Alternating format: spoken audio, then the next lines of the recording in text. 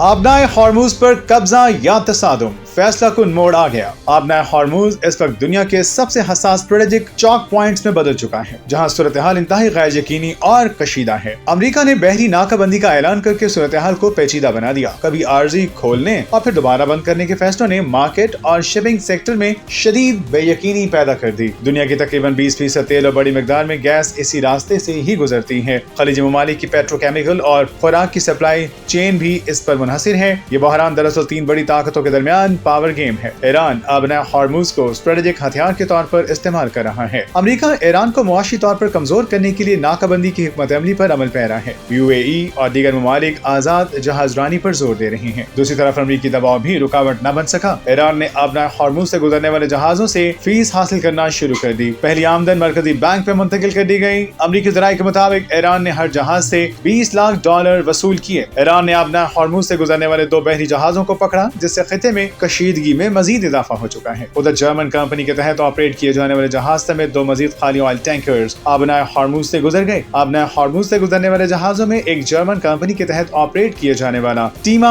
Express है, जबकि दूसरे जहाज LB एनर्जी पर पैनामा का परचम लगा हुआ है। आबनाए हॉर्मुज इस वक्त सिर्फ एक समुद्री रास्ता नहीं, बल्कि America Iran power show down का मरकजी स्टेज बन चुका है। खुफिया रिपोर्ट्स, बहरी नक्लो हरकत और सिफारती बयानात सब एक ही तरफ इशारा कर रहे हैं कि सूरत हाल काबू में है, मगर किसी भी लम्हे काबू से बाहर जा सकती है।